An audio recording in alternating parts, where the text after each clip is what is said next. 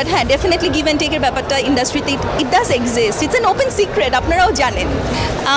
খুব বেশি দরকার হচ্ছে নিজের জায়গা থেকে নিজের প্রতি আত্মসম্মানের ব্যাপারটা আছে না, এটা অনেক বেশি দৃঢ় থাকতে হয়। ওটা যদি দৃঢ় থাকে এবং you have to be able to say no, না বলতে জানাও একটা আর্ট, এটা জানতে হয়।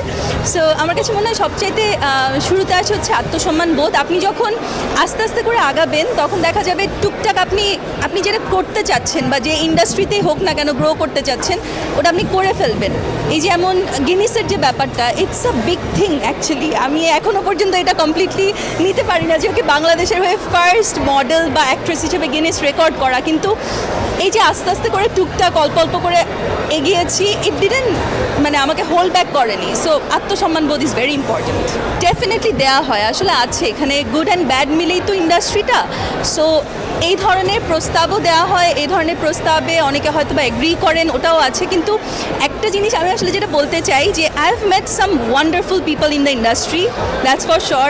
I had some very horrible experiences in the industry, that's also true. কিন্তু আপনি যেভাবে করে আসলে এগোতে চান, আপনি ওই পথে থাকলে it's not going to be easy, কিন্তু চলে আসবে। বাট হ্যাঁ, ডেফিনেটলি গিভ অ্যান্ড টেকের ব্যাপারটা ইন্ডাস্ট্রিতে it does exist, it's an open secret, আপনারাও জানেন। আমার মনে হয় যে এগুলো নিয়ে না এত কথা হয়েছে, মানুষজন এগুলো শুনতে শুনতেও বিরক্ত। আমি এগুলো নিয়ে কমেন্ট করতে করতে আসলে অনেক বেশি তিক্ত বিরক্ত। So I don't want to comment on this anymore.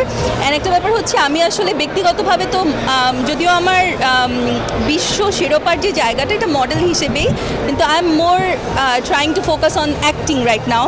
যেহেতু এখন কমপ্লিটলি আমি ঢাকাতেই, আসলে দেশের বাইরে টুকটাক অনেক কাজ করেছি, এখন ঢাকাতেই একদম থিতু হয়ে আছি। So that's the main goal right now. I am looking forward to acting more, doing more projects, good projects. So এটাই। আর এই দুবাই, থাইল্যান্ড এগুলো নিয়ে অনেক কথা হয়েছে। সো আই ফিল লাইক যে I don't have to comment on that anymore. তো already একটা প্রজেক্ট আমি করেছি যেটা হয়তো বা নেক্সট ইয়ার রিলিজ হবে। একটা ফিল্ম করা হয়েছে which is also going to get released. এই বছর আর হচ্ছে না, নেক্সট ইয়ার হচ্ছে। And as we all know there is been a huge shift to বাংলাদেশে। আমরা তো দেখেছি এই গণ অভ্যুত্থান হয়েছে, সব কিছু মিলে। তো ডেফিনেটলি অ্যাক্টিংটাই আমার প্যাশনের জায়গা, ওটা নিয়ে আছি, ওটা নিয়ে টুকটাক অল্প অল্প পায়ে আগাচ্ছি এবং আপনারা তো আছেন সাথে।